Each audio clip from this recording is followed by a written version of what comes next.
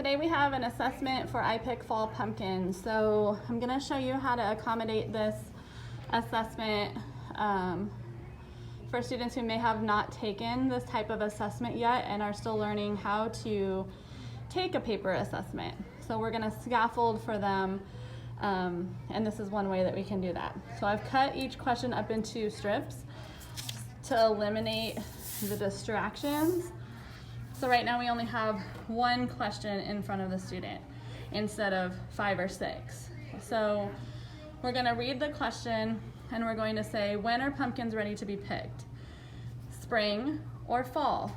And then you're going to wait at least 5 to 6 seconds, maybe even 10. Give plenty of wait time to see if they're going to pick an answer.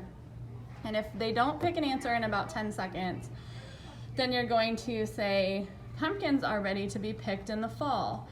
Point to fall. And then you're going to wait another 10 seconds. You can even repeat the prompt and say, point to fall, but don't point to it or give them any clues other than that. So that would be a verbal prompt. That's what you would mark for this one. If there's no response or no answer after the 10 seconds for this prompt, then you're going to do the actual pointing.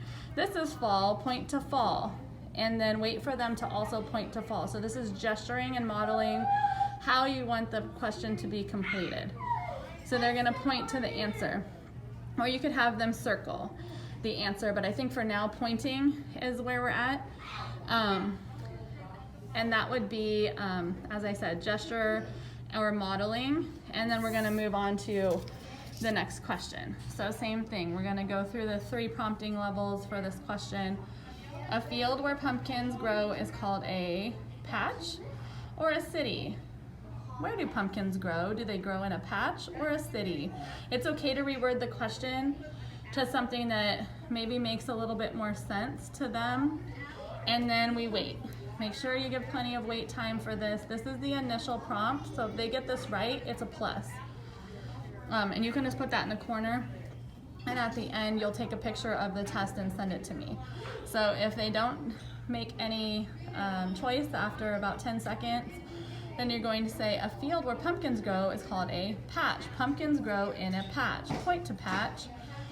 And then you're going to wait for them to point to patch.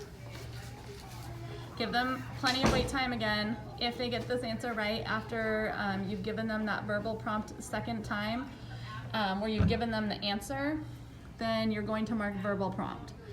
If there's no answer choice after that, you're going to say, this is the patch. Pumpkins grow in a patch. Point to patch. And then they're going to hopefully point to patch, and then you would give gesture or model as a prompt for that one. Okay? That's how we're going to give this assessment. This time, right now, this is the first time that most of our students have taken this type of assessment, and so there's going to need to be some scaffolding for some students in order to understand how this assessment needs to be completed. And once we've taught them how this assessment needs to be completed, then we can start moving backwards on the scaffolding.